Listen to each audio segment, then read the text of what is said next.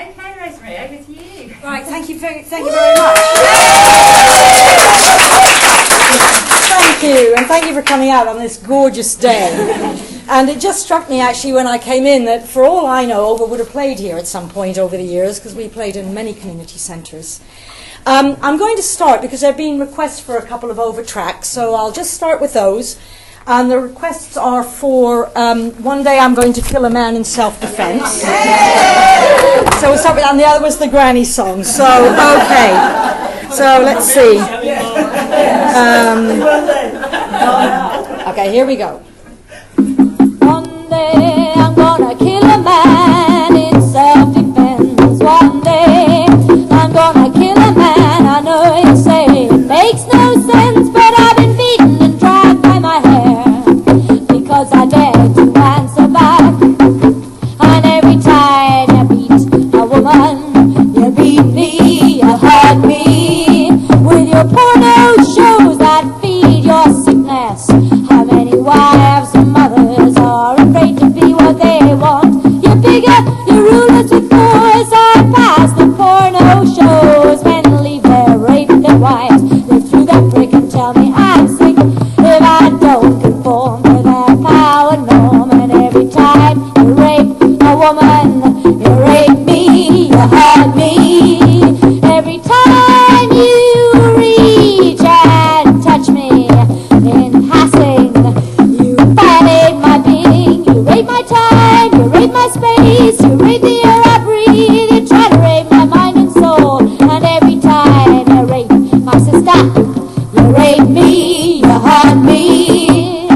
One day I'm gonna kill a man in self-defense. One day I'm gonna kill a man. I know you say it makes no sense. How many women take it lying down? One day she'll take a gun and bang, bang, bang, bang. Sometime I can't wait to kill a man in self-defense. Sometime I wonder why I wait, but it's the law's got its claws on women. In France a man can kill if it's a crime of passion. In England if he defends his property, I am my property, but the law don't see it that way. So I must wait until it seems my life could be at stake. And then one day I'm gonna kill a man in self-defense. One day I'm gonna kill a man. It makes sense.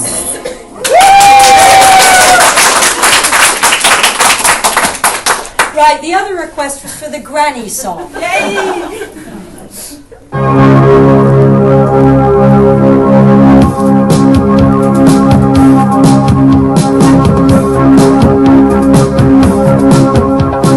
My grandmother told me when I was still quite young, that way back in 1983 when she was 31. Well, she told me stories I just could not believe, and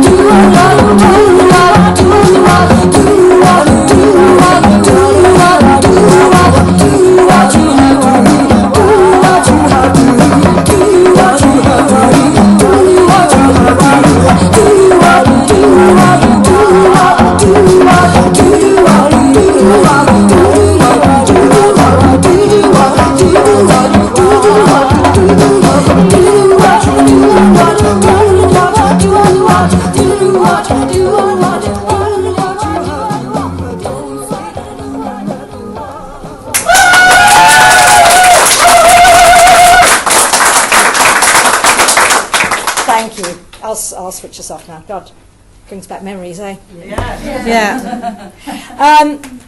Right, I'm going to read what I've written. There'll be time for questions afterwards, but I realise there's an awful lot to squeeze into the time, actually, and to avoid the risk of me waffling and going off on a tangent or something like that, I actually written something which I will adhere to, but there will be time for questions.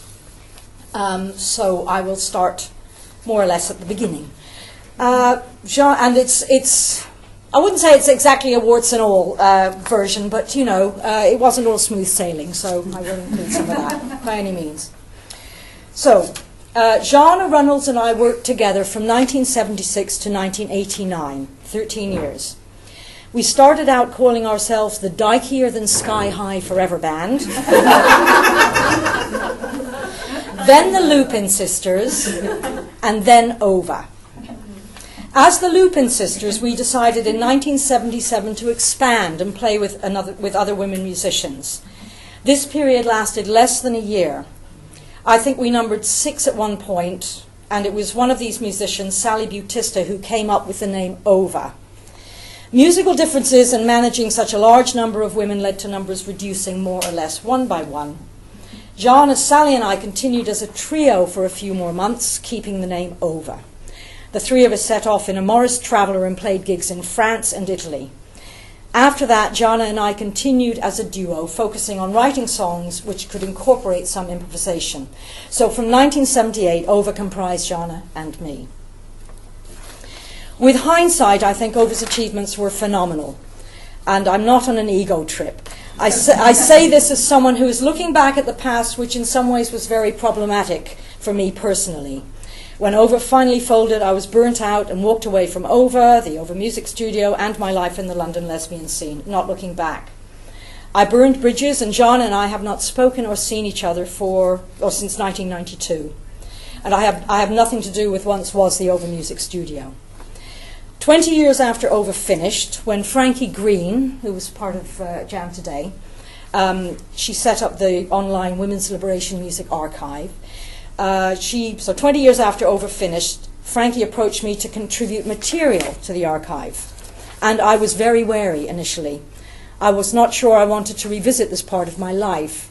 For me, the ending with Jana and the Ova Music Studio we had co-founded had been traumatic, and I was afraid it would rekindle difficult emotions I had relegated to the past.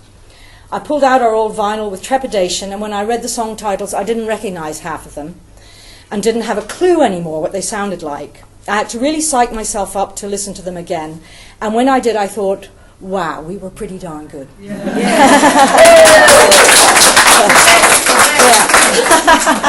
I was relieved to realize we were actually very good. So, it was by chance I ended up with the bulk of the Ova archive material. It was Jana who collected things. I ended up with all the stuff at some point because I had the storage space and she didn't. Several times over the years, I considered chucking the whole lot out.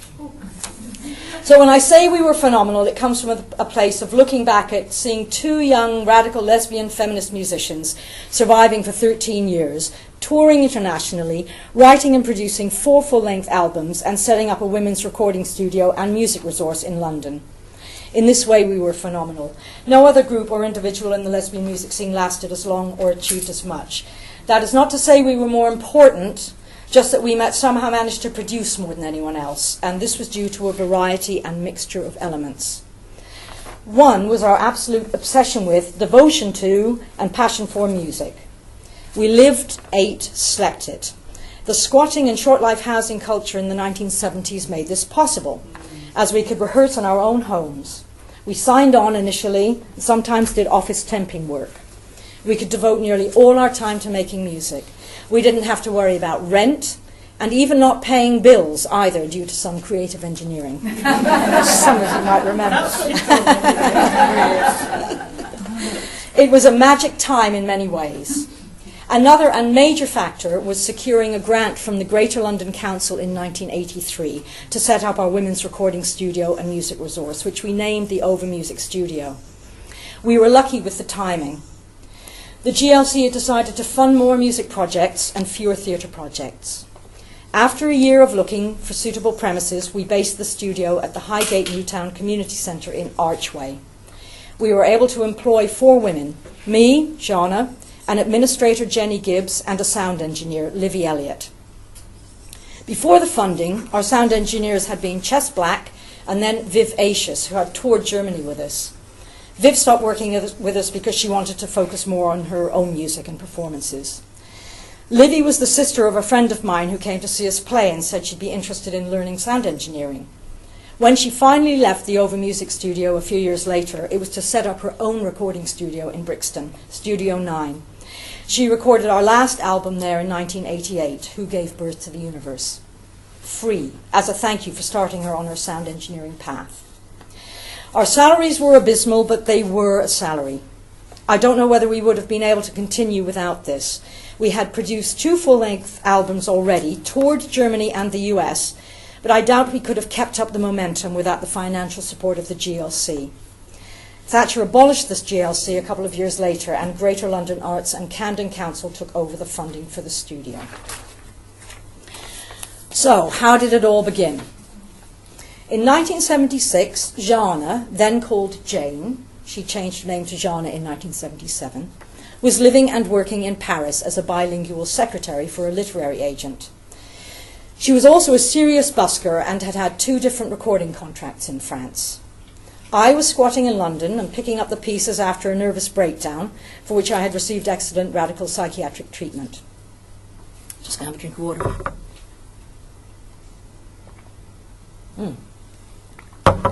I was fronting a 4-piece folk rock band called Rockwood. The others were all men. Prior to this, I had spent 2 years travelling around the world after leaving Canada and working and travelling around New Zealand, Australia, and Southeast Asia. Excuse me a sec, I'm going to gargle.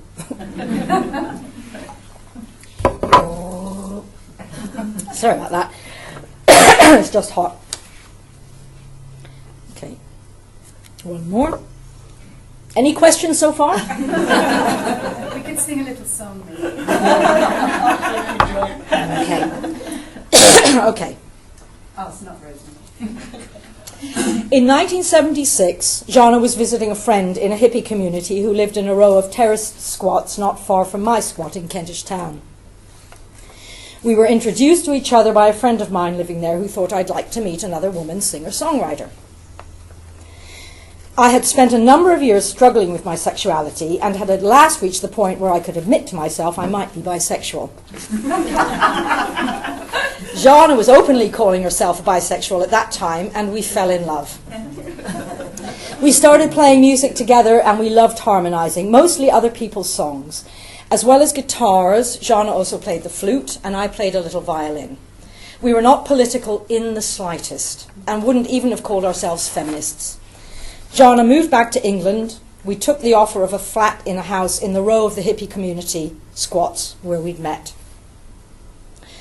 Jana and I lived on the first floor of this squat, the end house in the terraced row. Above us was Mike, an American gay man. Below us, an Irish man called Danny. Jana and I were just going along, playing music, signing on, being in love. We had nothing to do with Danny, but we all coexisted happily enough. One evening, Danny and 3 of his friends beat John and me up badly.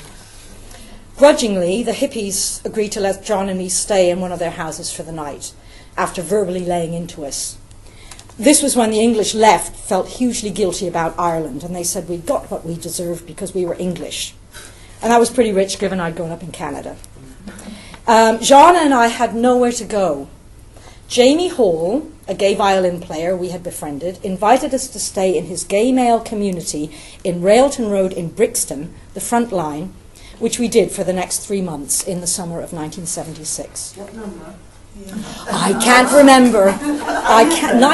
Did you? Yeah. In that year, 76, the summer or after? Well, not in that year. Yeah. A bit later. But I grew up in Brixton. Oh, right. I can't remember. It was great. Anyway, they were wonderful to us, and I feel forever grateful for their kindness. After all, just like many of us lesbians back then who wanted to live men free, they had created a safe community for themselves. This is when Jana and I got politicized. We learned and understood words such as sexism, misogyny, and homophobia. We didn't know any other lesbians. Jamie and a few other of the gay men belonged to an organisation called GRAIN, which was the Gay, Rural, and something else I can't remember, network. Jamie had visited a member of this group, a lesbian named Alice Bondy, still a good friend of mine, who was living in Scotland as a shepherdess. She visited Brixton and took Jana and me along to our first ever women's bar, the Festival Inn in Vauxhall. This gradually led to us meeting and getting to know more lesbians. Jana and I eventually split up as lovers, but were able to get over this upset and carry on with the music. Yep. Okay, we started writing songs about our experiences and playing them for lesbian audiences. At first we called ourselves the Dykier Than Sky High Forever Band, and then the Lupin Sisters, because Alice, Jamie, and a few others in the gay community had all decided to give their surnames as Lupin, based on a Monty Python sketch. As you do, yeah. It was a different era. The Lupin Sisters began to take off as we realised there was a real hunger for political songs written and performed by lesbians. We never really fit in with the other bands at the time, many of which had come via the politics of the left. We'd sort of come from nowhere.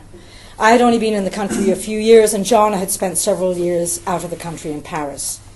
And I have to say we generally felt more at home politically on the continent, where lesbian politics were more anti-fascism than anti-capitalism and socialist, although, of course, we were opposed to capitalism as well. But all of us at that time shared one thing: the burning desire to play, create, and develop our music in a safe environment. At that time, women were still not allowed the freedom of forming or leading bands. It was a fight to be allowed to be anything other than the eye candy singer fronting a load of men, or you could play the flute. Terry Quay, the percussionist, told the story of a drummer threatening to break her wrists. Women were frozen out, and of course, in terms of the music industry, our open lesbianism was absolutely forbidden. People might find it hard to remember that the word lesbian was not uttered on the radio until well into the 1990s. There was a thriving alternative. Sorry? Not strictly true. I was leaving a council in 1988 Yeah. in Lambeth, and they kept saying self-confessed lesbian. Oh, right, okay. It's used, but never in a good way. Right, yeah. I just remember them stumbling over it at first. Yeah. So it was unusual. There was a thriving alternative music scene at that time. It was much more open than now, when the music industry has a stranglehold on venues and many operate a pay-to-play policy. We played anywhere and everywhere: women's events in pubs, community centres, art centres, halls, theatres, anywhere that would give us a gig. Most, but not all our gigs, were women only. This was a time in history where women-only space was essential for all of us to discover who we were, what we wanted, our strengths, our weaknesses, without the pressures of heterosexual normality and male judgment. As musicians, all of us at that time needed this kind of relatively safe space to develop our playing. As the Lupin Sisters, Jana and I recorded a full-length cassette on a 2-track reel-to-reel tape recorder owned by one of the gay men living in the Railton Road squats. He kindly lent it to us. We recorded everything live on 1 track, but used a 2nd track to add instrumental solos. At this point, Jana played the flute, not yet having taken up the clarinet again.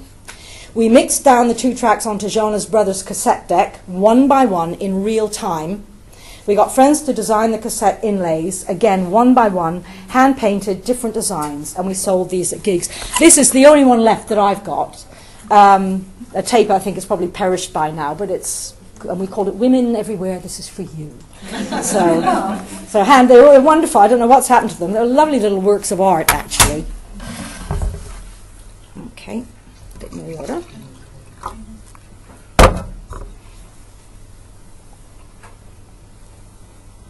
Right. In 1978, after the brief period of playing with other women musicians, firmly re-established as a duo, we recorded our first full-length album, Over, on cassette. We raised money in different ways. We received a £500 grant from the Gulbenkian Foundation. My brother loaned us £100, and some friends anonymously clubbed together and put £50 through our letterbox. We had somehow befriended a musician couple named Mike Trim and Sally Hurden. Mike had experience recording and helped us through the whole process, teaching us as much as he could. He was great. He helped us learn. And I remember one hilarious learning curve moment. Mike was in the recording booth with the studio's engineer and owner. We were not yet au fait with studio etiquette. And Jana had not realized that although we could not hear what was being said in the mixing booth, everything we said could be heard by them. Jana sounded off about the studio owner being a wanker. And suddenly his voice came through the speakers in the recording room with his response. Proving the case. Yes. The whole thing, as always, was done on a shoestring. All our recordings were. We couldn't afford much studio time. All our albums were recorded and mastered in a space of 2 to 3 weeks at most. I think one we might have had 4. We had 3 women musicians play with us on our first album, Over. Sally Hurden on keyboards, Benny Lees on bass, and Linda Malone on congas. Over was invited to play at the Milkveg Festival in Amsterdam, a women-only music and theatre event. An album was made of some of the music and Over's performances of Early in the Evening, and a song written by Jamie Hall entitled Woman Behind Bars, which was about Astrid Prohl, a member of the Baader-Meinhof group, are all on it.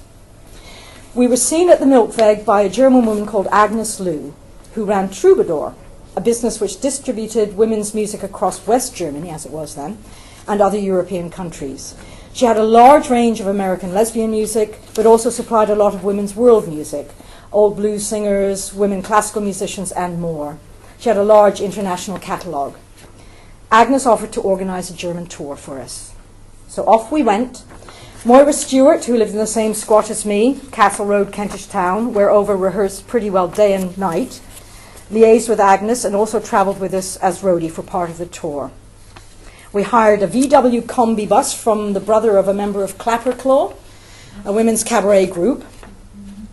We basically covered costs. Any sales of albums went straight back into the pot to fund the next one or buy equipment or whatever. Our budgets were so tight that I remember turning from our first US tour, which lasted 3 months, landing at Heathrow with 5p in my pocket. Enough for a phone call. How did we get to the States? Susan Alley, who is still a very good friend, is an American who was spending a year in London as part of her university degree studying English literature. She came to hear us at the Women's Arts Alliance near Regent's Park. She loved us and had done some work in the past for the US women's touring company Roadworks, who organised tours for many current American women feminist lesbian musicians like Chris Williamson, Meg Christian, and Sweet Honey in the Rock. The US women's music scene was a closed shop. They were not interested in women's music outside their own country. But Susan was determined and struck a deal with Roadwork that she would work for them for 6 months, unpaid, in exchange for being able to use their resources to organise a tour for Over. This included playing at the Michigan Women's Music Festival in 1980 and the Women's One World Festival in New York. We actually played Michigan 3 times. The last one was in 1989. We fundraised creatively for the tour. We arrived in New York, drove across the States to the West Coast with our roadie, an American woman called Hollis Fay, and back again to the East Coast, finishing in New York at the One World Festival. Hollis knew how to economise on petrol by driving behind juggernauts, putting the van in neutral and getting sucked along in their way.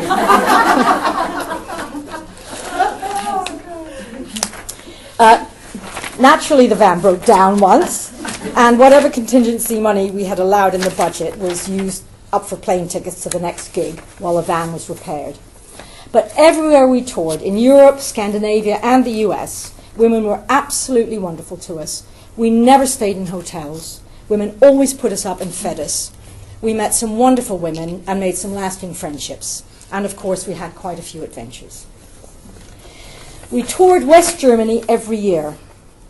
This really kept us afloat. I think with our first tour, we managed to buy our own PA with the money. In fact, I think our German tours financed most of our albums, and we loved it. I felt more politically at home there than I did in England. Our last ever tour was in Germany in 1989. The affluence in Germany, in West Germany, was a real contrast to the relatively poor Britain.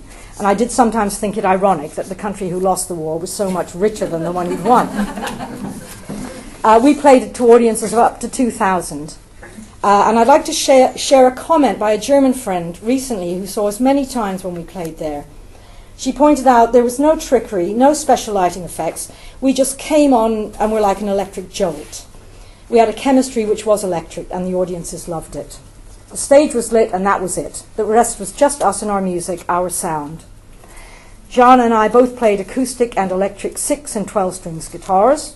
Jana played flute and clarinet, and I played a little violin. At some point, Jana bought a djembe drum in Covent Garden. These were not commonplace as they are now. We had no idea of its history and cultural significance, but we were like musical magpies in a way, picking up anything that came our way, and if we liked it, incorporating it into our music, both live and recorded. In the early 1980s, we started using a drum machine, and on a few songs, backing tracks were pre-recorded, such as the Granny Song, for which the main instrument was a synthesizer. Water.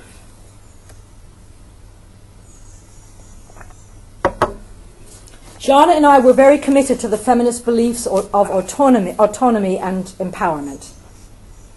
Many of us who were performing were having to learn about sound technology while somehow providing our own PA equipment. Jam Today was one of the first bands to get their own PA. We saved up to buy our own, and were keen to enable more women to get to grips with sound technology so they could control their sound. As well as this, we were aware of how much music was being made by lesbian feminists and that there were very few recordings. No British lesbian band musician, apart from us at that point, had made a whole album, as far as I'm aware. We saved up to finance our second album, our first full-length recording on vinyl, Out of Bounds. For this, we enlisted Josefina Cupido on drums, Alison Rayner on bass, and Helen Herden again on keyboards. We managed to find a studio with a woman sound engineer, Val Whitehead. Mike Trim was the remix engineer.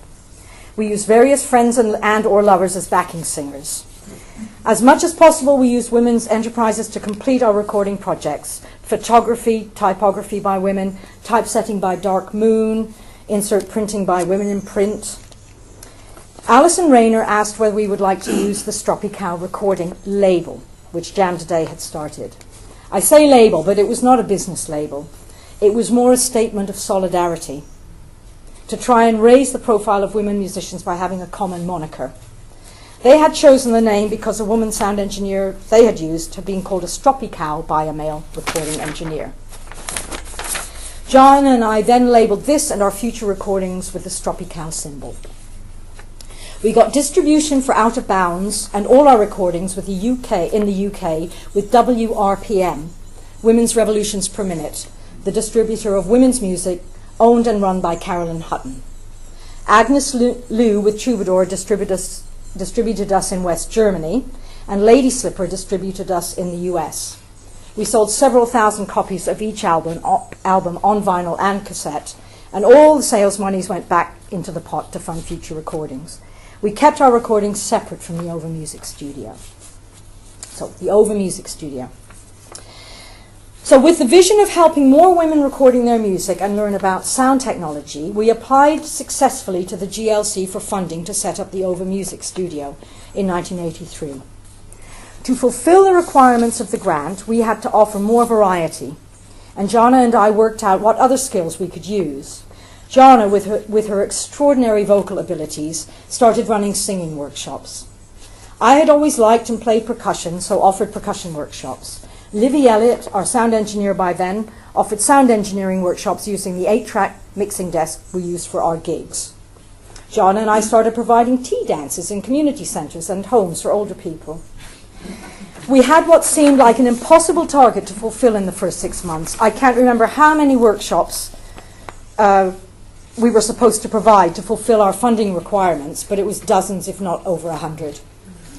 We were very fortunate initially to get Jenny Gibbs as our administrator, who organised all these workshops at very short notice. We did not have premises then and had to hire spaces. The workshops were very well attended and we kept building on them. Jana ran many vocal groups over the years. I have always been fascinated by rhythm and wanted to encourage and empower women not only to learn how to play percussion, but also how to create their own rhythms. I did not adhere to the Western principle of co-opting music from other cultures. I devised a process and eventually a teaching package called Dramatrix, which explains the fundamentals of rhythm and teaches how to construct, create and develop your own rhythms, especially using time signatures which are not standard in Western music, such as 5/4, 7/8, 13/8. Out of my drumming groups came a regular group which started performing themselves and called themselves the Drum Bells. We went away for drumming weekends sometimes. We performed once in the piazza at Covent Garden, where one bystander exclaimed, according to a friend in the audience standing next to him, "But they're all women." We had congas, djembes, bongos, marimbas, log drums, and handheld percussion. This performance led us to being interviewed on the BBC Home Service Africa programme. Even the BBC Africa programme presenter did not know what Jana's drum was called, djembe.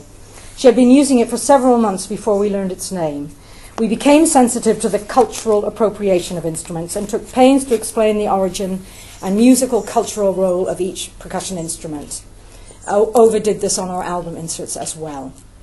These days there is nothing particularly unusual in a women-only drumming group, but in the 1980s it was unique. I was delighted when they continued after I left London. This really was one of the fundamental beliefs of Ova, to empower women so that they didn't have to depend on leaders. And at this point, I just want to show this. It's rather precious because I'm going to ask Anne Peck, who's kindly come, who was one of the Drum Bells. They gave me this wonderful, when I left London, they made this wonderful collage of photographs and clips of them, which is a treasure. I know, it's okay, it came on stock. That's why I didn't leave it out there. But, you know, with comments, lovely pictures. It's a very treasured possession. That's why I didn't live out there. Yeah. Formed in Covent Garden. Yeah, they're flat on the table. Yeah. So, yeah, I don't know. So do look at them afterwards. And Anne has very kindly agreed to just talk for 5 minutes about that. There's about 5 minutes there. Okay, Now. please, yeah. Now? Yes, now, please, yes, if you would. Do you want some water? Right. Okay. Well, this is the story about how Ova changed my life. Really. I can only tell the story of the Drum Bells by telling my own story, really.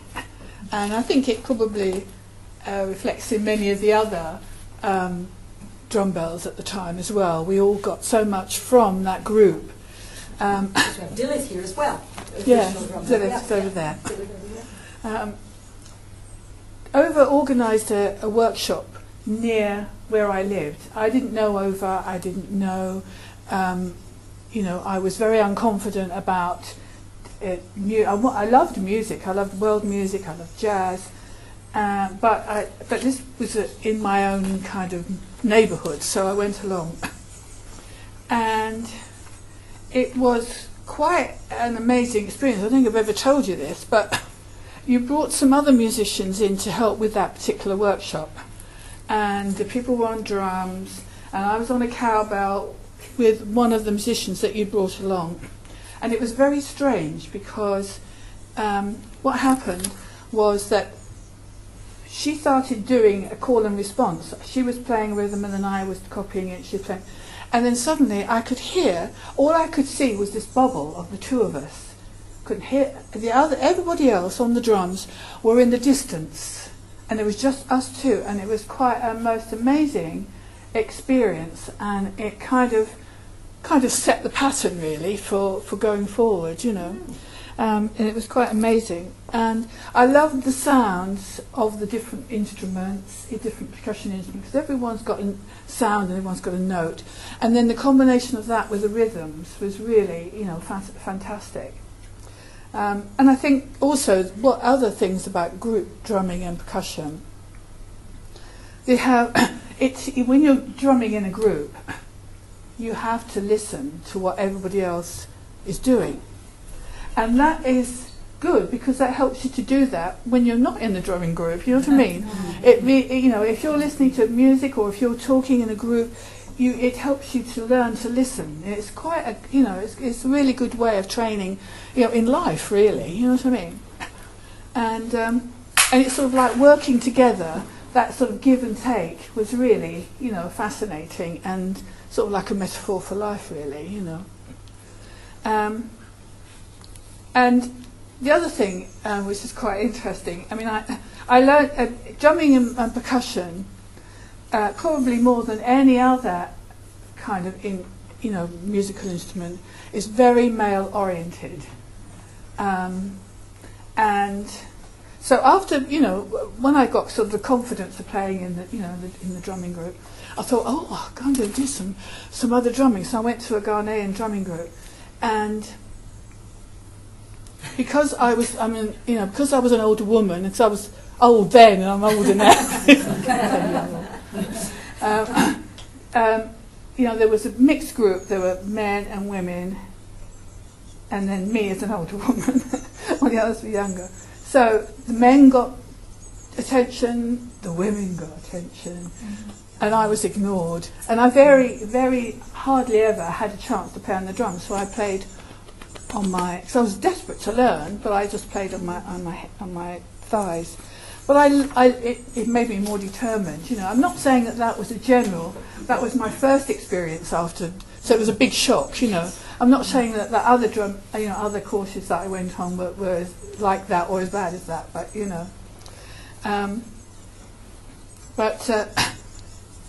since then, it gave me so much confidence and enjoyment that I started it started me on my musical course or career, and I played in quite a few. One, two, three, four, five. One, two, four. I played in 5 bands, and 2 of those were women and 3 were men.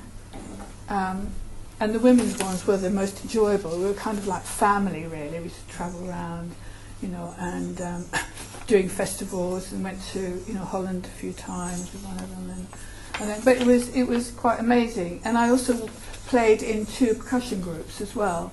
One which was with all women, and one with men. And also, as I was trying around, I started to get asked to do workshops. So so it kind of like almost became my career, and I started to combine, because I went to Jana's workshops as well, the singing workshops, and so I started to combine the two, the drumming and the singing together, so getting people to chant and things, and it was great, and so it. When I was about 69, I stopped playing regularly, but I now start singing at jam sessions. It sort of gives me the courage to go on, and do the occasional gig. And I have to say, Fiona Moore, who lives in Oregon, who was a member of the drum, she sent me an email, and she said that the drum bells was a highlight of life, her life. Oh, wow. And I, for me that is the same. You've enriched my life in so many ways, and I want to thank you very much. Wow. Thank you.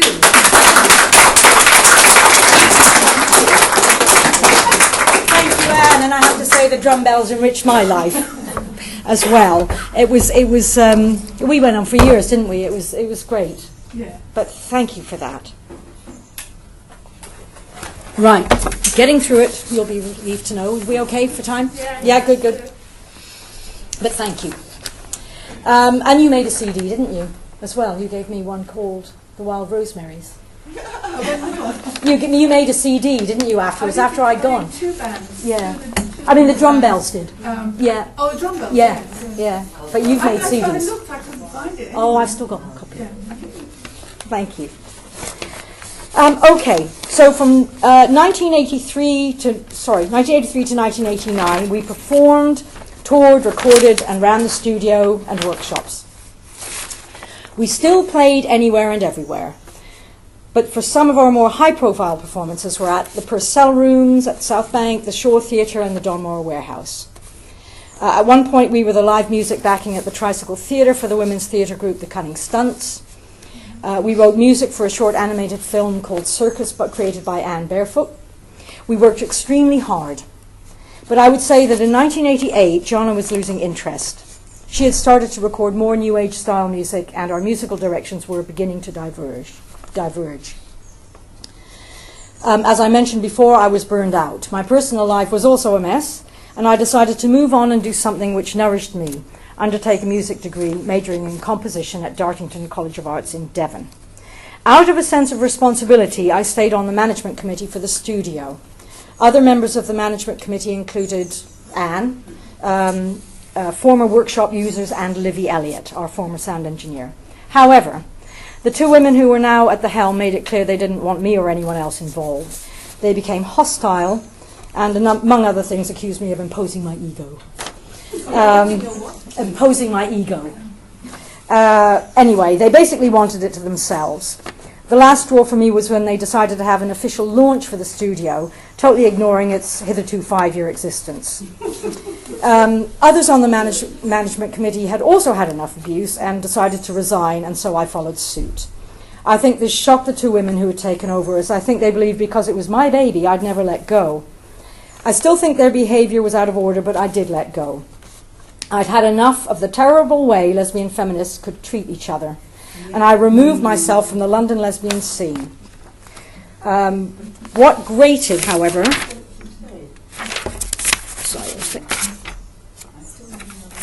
Yep, some, not all. What grated, however, was that as soon as they took control, they told the funders their salaries were too low and promptly got a raise. This unpleasant ending to my relationship with the studio, my unhappy ending with Jana, and my desire to heal and move on was why I refused to associate with anything over for more than 20 years. I'm very grateful to Frankie Green for starting the Women's Liberation Music Archive. This, for me, has been a positive experience and has enabled me to validate Ova's history. And this brings me to now and our history. And by that I mean all of us who were active as lesbian feminists throughout the 70s and 80s. How do we deal with our history? And how do we look after it and ourselves in relation to it? I recommend to anyone who's interested in this period, either as someone who was there or as someone who is interested now, to read Frankie Green's article published in Trouble and Strife in 2016, Whose Story Is It Anyway? It's online. I've got a few copies here. You're welcome to take them away, but you can just print them out from Trouble and Strife's website. This addresses and explains the need for an ethical approach and for adopting certain codes of behaviour when working with our histories. I, Frankie, and the Women's Liberation Music Archive had a nightmarish experience with someone who was abusive, deceitful, dishonest, exploitative, and indeed who threatened me personally. And we have evidence for all this, by the way. But I think it's important to be out there because we have to treat each other properly. This young woman had approached Frankie to say she would help her set up the online Women's Liberation Music Archive. She was good at getting lottery funding, involved herself with us, and secured some funding to do an exhibition based on our work. And once the money was forthcoming, treated us appallingly. We wanted to protect women's rights. She implied we were being greedy. We had to draw up the contract ourselves, getting somebody a former Stepney sister member, who was now a solicitor, to sort of draw up a contract to protect women's intellectual and music rights. In one dialogue with this utterly vindictive individual, when I was explaining why we must ensure our copyright protection and music rights, she said to me, "The problem with all of you is that you are still alive." She even tried to get Frankie to sign an agreement that if Frankie were to die, the archive would be passed to her. Is she a lesbian? I don't want to say anything about her, but anything more. I will say she is. Yeah, okay. No, I'm not saying anymore. We're not saying it anymore. It's easy enough to find out. It's important to know, I think, that she Yeah. presents as a lesbian. Yes, yeah. Because you were there, Kathy. Kathy was there. Anyway, we had one hell of a battle severing our connection with this person and managed only after much abuse. It was only because the steering committee of the Women's Liberation Music Archive really pulled together that we were able to stop this woman's exploitation and disassociate ourselves from her. In fact, we created the steering committee specifically to deal with this problem. I hate to think what would have happened if she had targeted just one individual. We are concerned that this could happen again to someone else, perhaps not as strong as we are.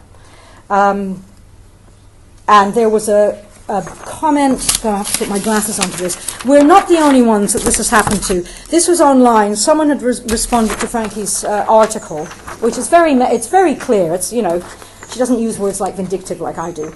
But this was a blog somebody posted in August 20th, 2016. I hope that this fascinating and personally touching piece is used to teach aspiring archivists. As someone involved in women in libraries at an early stage, I very much sympathize with the message. It is our own story.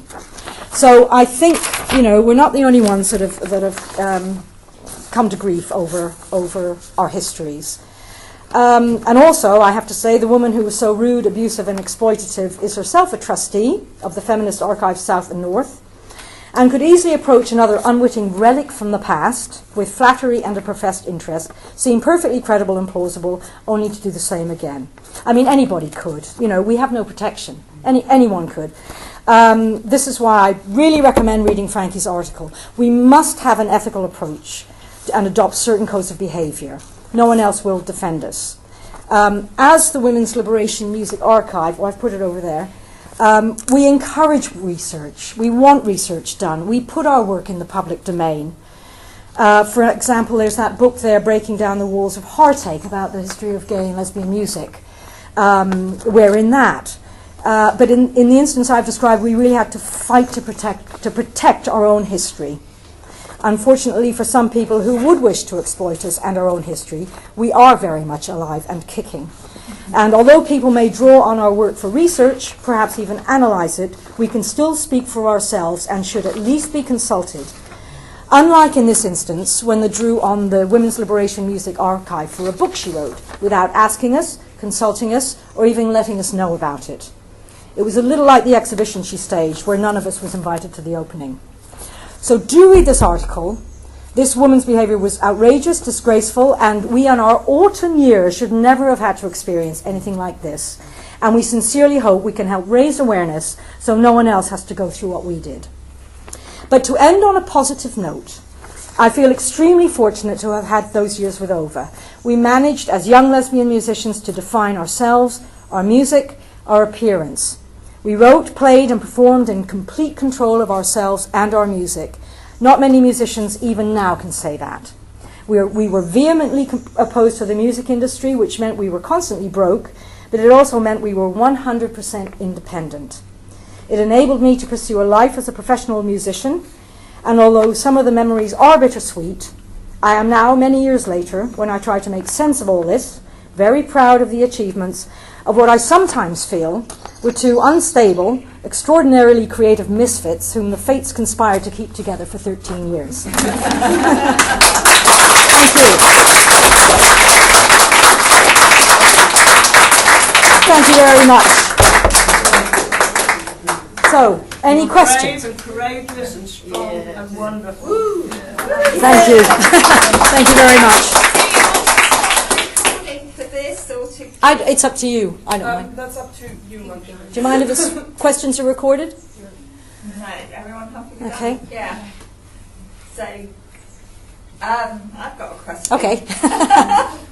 I don't know if you saw an article which was actually circulated among the 70s Sisters list about women as recording engineers yeah. in the music industry today.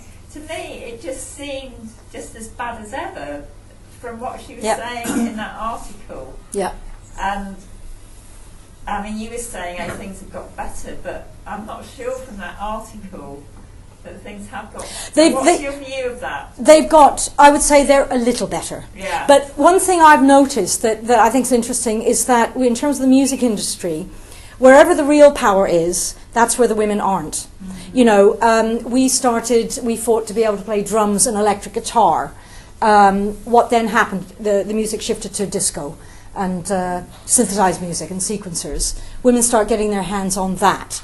Where does it go? It starts going into rap, which is quite aggressive. And there are a few music rappers. Where is the real power now? In production. producers are often stars themselves. Well, there are virtually no. I mean, there are very, very few women producers. So the music industry is, I mean, I've stayed outside it all my life. I think there are small advances, like it's no, you know, you see women bass players or you'll see women drummers. You don't see women's bands in the charts. It's still shocking, actually. But there is a little more room for women to develop as musicians and, you know, become more au fait with technology. But they don't have the real power in the music industry at all. Yes. Just a point of information. Yes. When you were talking about playing in Germany to audiences of 2,000, were they women or were they mixed? They were nearly all women. Yeah, pretty well. Women only. Were they advertised as women? Yes. Yes. That's fantastic. They were really extraordinary, weren't they? Yeah. It was no big deal in Germany, was it? It was like, I mean, it was a big deal, but you didn't feel you had to fight to do it. There were a couple of women at the Springfest, including myself, who were just standing there. And if men wanted to go in, you just go like, no. Paradise. Yeah, it was. It was very good. And what the Springfest, which it might still be going every year. There's a Springfest and yeah, it is. It is big, still going. Yeah, good. It shifts cities every year, you know, and there you get 2,000 or 3,000 lesbians, don't you? Yeah, lesbians. But I don't think it's big anymore, is it? Yeah, it is. It's Actually, big. I went to one in Hamburg, like I don't know, 5-6 years ago. I was surprised. Yes, it was quite big. But it's not women only. No, it's you know, inclusive. That's what I'm saying, so it's not the same. No, it's not the same. Absolutely not. No. Yes. Inclusive, another word for you're going to get sued. Yeah, basically. Yes. I mean, I think there's seems to be more opportunity in Germany for women to perform. I don't know why that is than here. I used to know a friend who was a folk singer and guitarist. And she actually moved to Germany. Is that Jana She Lane? got more gigs in Germany. She got better paid in Germany. Is that Jana Lane? No, it wasn't Jana Oh, Lane. okay. I can't remember who it was now. I can't remember Yeah, but who that it was. applies to male folk singers as well. I think there is more of a taste. First of all, there are more people. Germany is bigger. Yeah. There is. I wouldn't say there are no poor people there, but maybe there are more festivals, folk music. Acoustic music is more. The standard of poverty is higher. I would say, actually, you know, the poor people. No, there in Germany, there are poor people, but it's the level of poverty that you see here is not so widespread in Germany. Would you say that, or am I wrong? No, that's food bags. This is food bag Britain. Yes. I heard that there is a lot of poverty in Germany now, and it's hidden. Yeah. That is, now. Probably was. Yeah. We have these this type of food bank things as well now. And stuff, yeah. One thing that tell me, my German friends here, whether you agree with me or not, but I felt at the time one of the reasons it was possible for a lot of English musicians to actually, you know, go to Germany and play and make some money, was that there was, as a reaction to the way the German folk music had been co-opted by the Nazis. And the art, that Germany was really looking elsewhere for music. It wasn't looking at itself. And so for anyone outside Germany, it was like we were welcomed. I mean, from all countries, weren't we? You were looking for people from other countries. What I was trying to say. Yeah. That's right. Yes. And also because it's not, a lot of Germans won't really be able to follow the text. I never did. So the text could be really misogynist or whatever. You know, let's say about rock and roll bands. But you didn't actually listen to the text. Right. Whereas here people, because you went out of fashion in a way once, because you were too radical, your text after a while, wasn't it? No. Well, yes. With a lot of lessons. I wouldn't Yes, say that yes. at all, not in my area. I'm just saying. No, I think that's a fair point. I think the whole scene changed. There wasn't already in the 80s. Sorry. Already in the 80s. Yes, and I think by probably towards the last few years of the 80s, I think there wasn't the demand for the women-only spaces in the way, you know, we'd sort of made progress. I mean the movement generally. We had made inroads. We had made progress. There wasn't the desperate need in a way to do what we, you know, create all the things that we created in the early the 70s and 80s. So I agree with you there.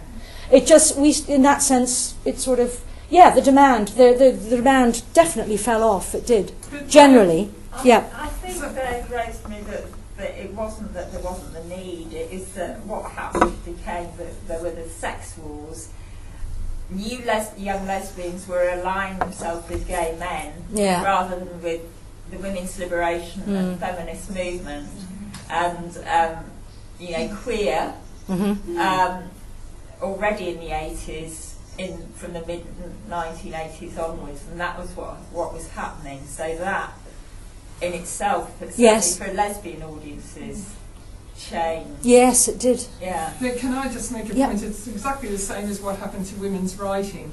You know, like we all wrote and got published novels and short stories, and then it was seen as no longer relevant. And then you look at Jeanette Winterson, and from then on, and the absorption into mainstream, and Sarah Waters, and we were sort of wiped out as an individual lesbian voice. It's sort of a parallel movement. Interesting. Yeah. And I also think it had something to do with many women were burnt out. Yes. And they just left. They lived in communes, and they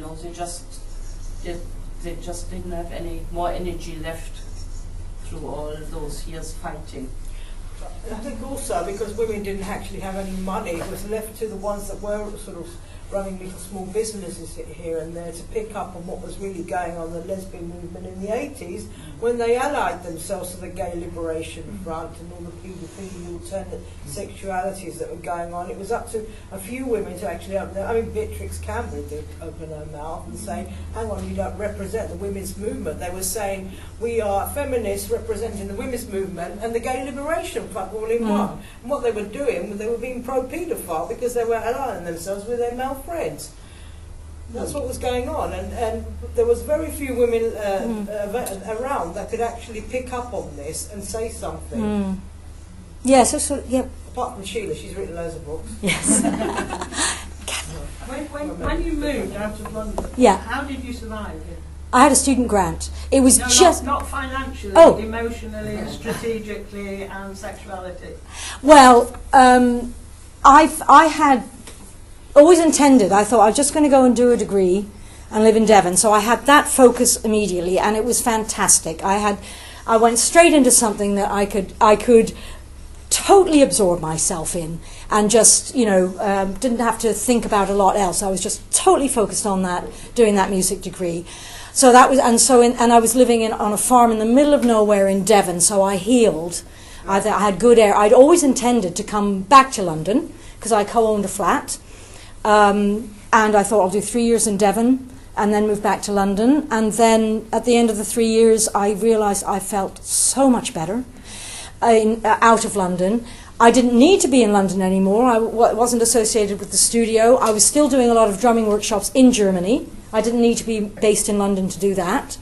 And that was brilliant. So that's what happened. And I think just being in the country, being totally away from everything, it enabled me to heal.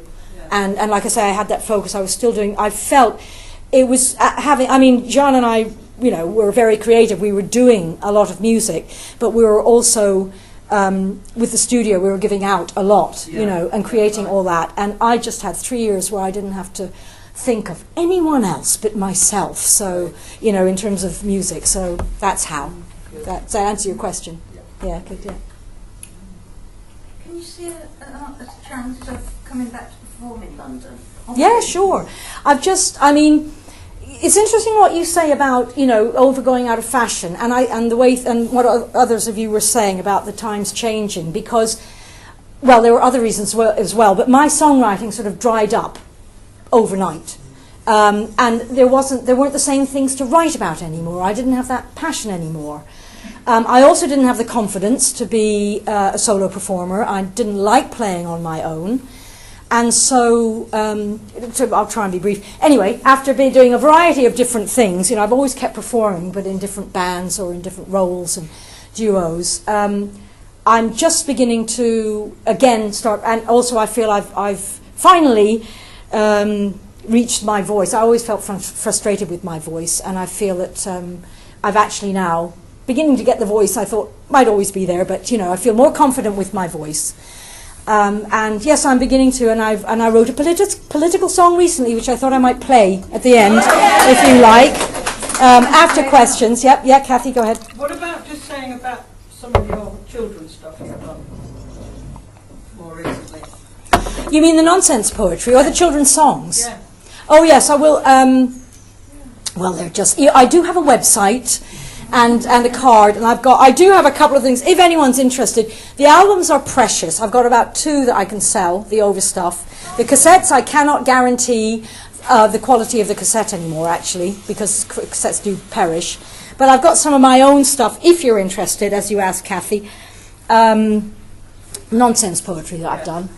You're welcome to have a look. And a couple of CDs. I did these... I mean, these actually were over 20 years ago, and that's when I realised, I thought, actually, I don't want to do any solo stuff anymore. I thought I didn't have that. I mean, they're okay. I think they're all right. But yeah, I sort of moved away from doing solo stuff. But yes, on my website, I've written a couple of children's songs. That, again, I got Anne Barefoot, who illustrated this nonsense poetry. She did a couple of illustrations for the children's songs on that. And you can download. It's all on Spotify. If anybody wants to download anything, they can do it on Spotify. Spotify, and yeah, I'm afraid. You selling CDs? Yes, that's what I mean. If you download.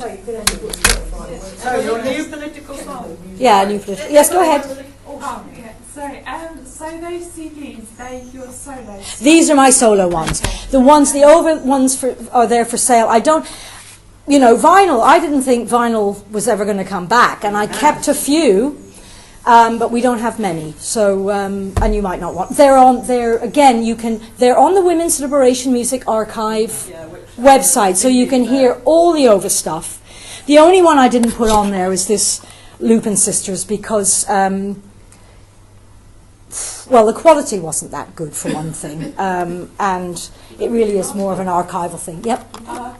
I mean, I did look on the Women's Liberation Music Archive, but I couldn't actually find a lot of over tracks. Oh, really? They're all there. Okay, maybe. I'll have a look. They're under. I mean, there's so much on that website. If you look under over, but I'll have a look as well. Give me your details. Okay. And I'll check out. Maybe there's something. I don't know. Yeah, unfortunately, I don't have a record player or a tape player. Yeah. It overfinished just as CDs came in. You know, that's why the last recording's 1988, and that was just as it was beginning to shift into CDs. Any interest to transfer all this onto CDs? Or? Well, yes, there is, but I'd have to. That would cost money, actually. You know, and I'd have to. You know, I couldn't do that without talking to Jana. What you could do is you could pick like some of your favourite songs, the ones that you think people might buy as a song, and just put them on a website, and people can download it. I mean, iTunes is 80p. Yeah. You can just charge, let's do 60p. I mean, I could do that. Like I say, for that, I really would have to talk to Jana about it. And like I say, we haven't spoken since 1992. Sorry? Some of them are on those CDs. Two of mine. Two of my songs are on here.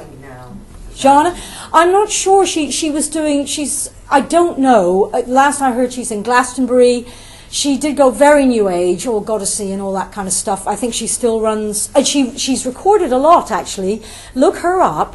Yeah. She's got a lot on YouTube. No, what's her name? Oh, Jana Runnels. Yeah. No, she's been very, very productive. And I was just going to say something else about her. I can't remember. No, she has. Yeah, she's produced a lot. That's right. She's on YouTube, a lot on YouTube. Someone's uploaded the Granny song onto YouTube. I've no idea who they are. But that's. Are you going to contest it so it gets taken down? No, I think it's great. I thank them. Greer did with Town Bloody Hall, though. Yeah. No, I thank them. Josephine Cupido, I don't know what's happened to her, but Vivacious I'm still in touch with. Really? Yeah, it's a shame because I could have asked her to come. Yeah. Send her my regards. Yeah, any other questions? If there's time. Because I think you're one of the few, listening to what you got on the Women's Music Archive now, you've got at least a couple of interviews on Loads. radio. But we've got half a dozen with Over. Yeah. And how did you manage to do that when most of the other women's bands, women's liberation bands at the time, were totally ignored? How did you manage to get on the radio and get publicity for yourself? That was having the grant. We had an administrator, who had. Also on the radio. Now, it said that they had a push. You did a radio program a couple of weeks ago. Oh, I did one, recently, a local radio. Yeah. A bit about the history. But the reason we were able to, it was being able to pay an administrator who was very, very good. Yeah. And she just was one of these people, had the gift of the gab, and she just phoned people up and, you know, get the interview just to come along. I mean, we did Radio 1 when the studio opened, all sorts of things. And that was thanks to Jenny Gibbs. Yeah. Actually. I love this little, I mean, the questions they asked you were so naive. Well, we had one, I remember we had a gig in Wales once, so before the gig we had an interview on Radio Wales. And the first question she said is, why do you hate men? You know, it was, yeah, it was exactly. Why do you hate men? Jenny Murray got accused of that lately, didn't she? They tried to sack her from Women's Hour. Trans movement. Yeah. Oh God. So, well, thank you very much, everyone. Well, it's been really nice. I'll pay myself. Is there time? Yeah. Okay. Okay.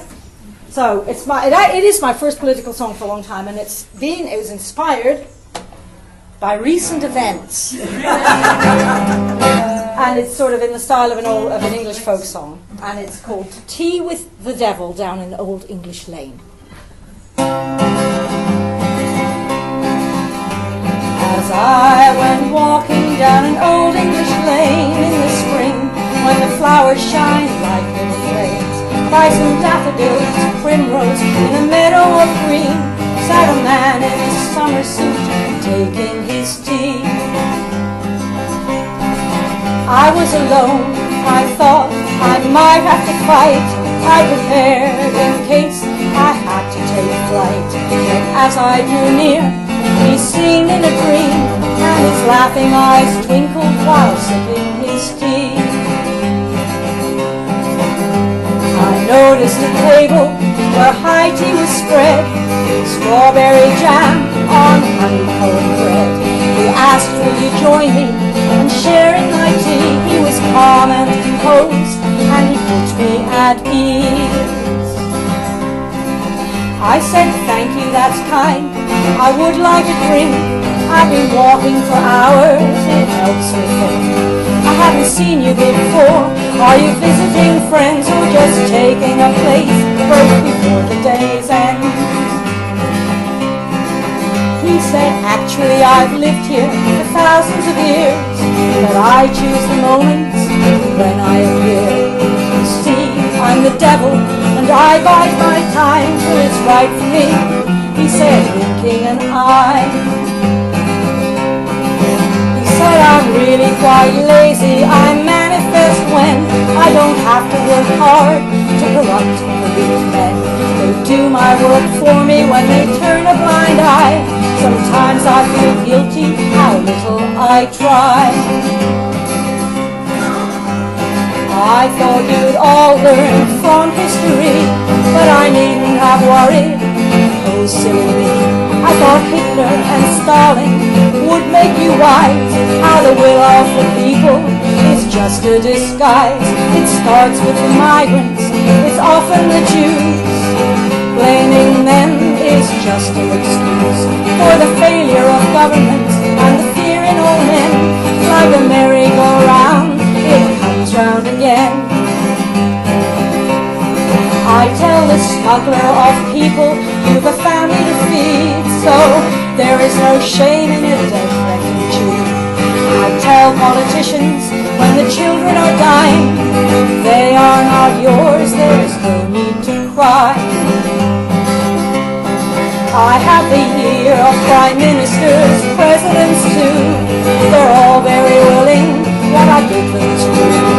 See, they give me their conscience, which I then throw away, and they're all quite content as as long as I pay, and I pay them with status, or power, or wealth, or the feeling they're better than everyone else. They're like lambs once I've got them, they never rebel, and having no conscience, they sleep very well. So I said, well then, devil, let me pay for my tea. I'll not be beholden to someone like thee. He flashed a wide smile, then he laughed heartily and said, oh, don't worry, it's not your soul I need. This time I've got plenty, many more than I hoped, so you're free to go your way back home. But you know where to find me if ever you need, down an old English lane, taking my tea.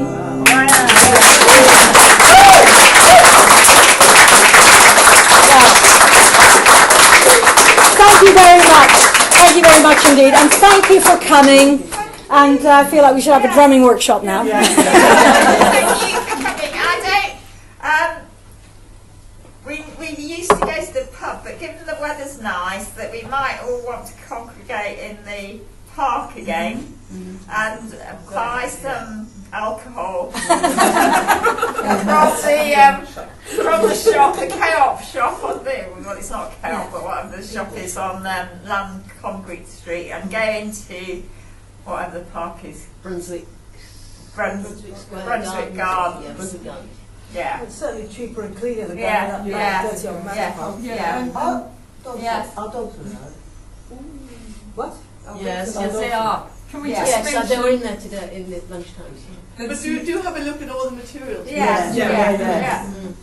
Can we just mention it's Maggie's last, isn't it? It's last ever. Oh. So we're... Are you off somewhere? Are you going back? I'm living in England, but I will be back next year, February. Okay. Yeah. Oh, you... Yeah. Good to meet You will come back. Yes.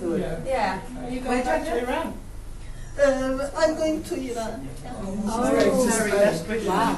Be safe. Melinda, is your top dead in the corner? Did you leave the window? The windows are open. I'm actually worried about the car being stolen, but apart from that. She's talking. The windows are open. And our next session, Lesbian History Group session, is on, I think it's the 31st of July. Which is So we haven't had any 29, we haven't publicised it yet. Because we know. Which is on. Well, I don't know what it's on. It's on whether or not social media has been a boon to lesbian feminism in the present compared with second wave lesbian feminism. And though the woman doing it is very young, she is not positive about the impact of social media. So it's really quite controversial, I think it's fair to say. But publicity will come in due course, as it does when I've got... Jess McGarry is the woman who If the answer is no, will there be time, and I'm quite serious here, to consider alternative ways of communication? I'm sure there will. In her session? Yes, in that session. Might not be quite enough time to set it up at least. But well, or at least explore. I mean, I do consider some of the ways in which we communicated as fairly successful. Country, yes, etc. Except that in my case, I was what's the word? Tapped by the whatever they're called. Telephone tapping. Yeah, and I used to say, if you can't fucking bug me if you don't fucking connect me. Click, click, click, and my time. So I was. Well, Jess will explain the male origins of the social media and who owns the platforms and those things as well. I think make it fairly sort of straightforward why they're a very, very serious problem for us. Yeah. Can I just before we finish, I never said thank you so much for having me. Thank you, Kathy Parker, for helping with the display. Joy and Mariana for putting us up. But anyway, thank you very much. I think it's great that... Thank you, Lesbian History and Group. Part of our history. Yes. And you're still there. Yes. Not dead yet. We should start calling it that. Yes. The Not Dead Yet Lesbian Society. Yes, that's good. Beware. Tropicals that have not been. Yes, good idea. Sorry, So we need to, okay, so after we've had a look at all this display, we then need to put everything back as usual. And then in terms of finding the park, we just trail out and follow those who know. Can I just say something before we finish? Just to let you know that, you know, the older ones of us, we are actually singing certain songs, you know, when we have gatherings, and the younger women, they are so amazed. Where can I buy it? You know, honestly, I think you should really consider, you know, maybe doing something on CD. Yes. Yes, I mean, like I say, it's. But thank you for that. It is something. I think it's just the whole thing. Thank you. Is a really I do. There is a need again now for this kind of music. Yeah. There is we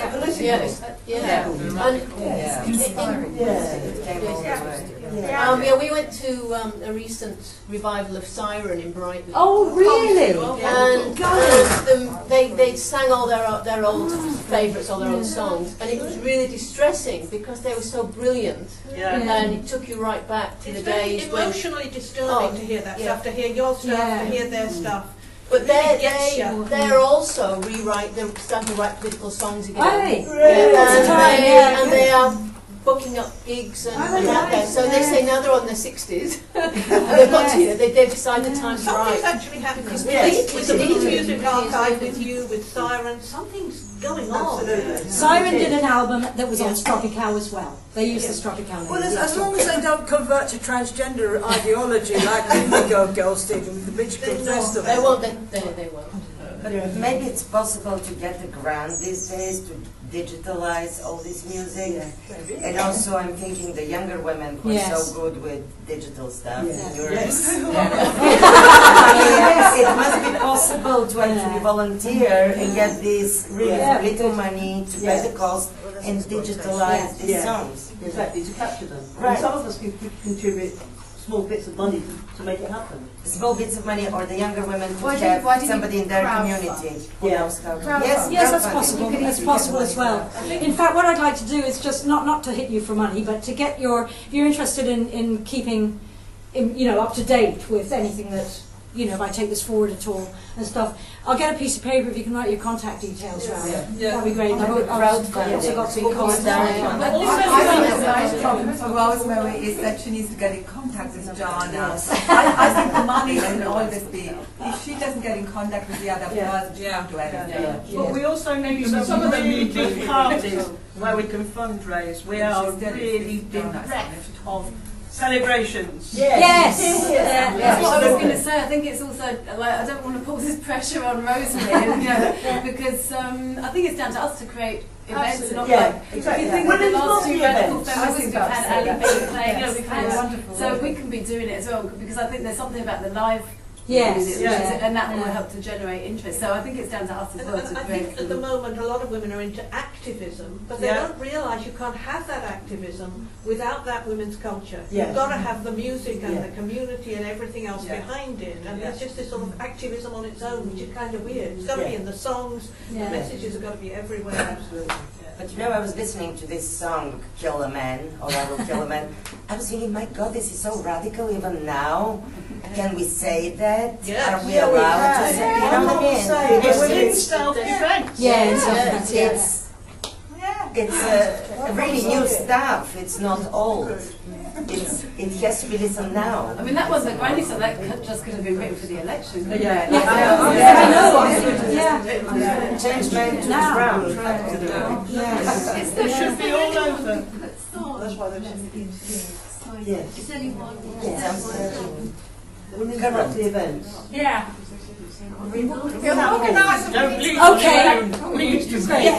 Yes. We will. That'd be good.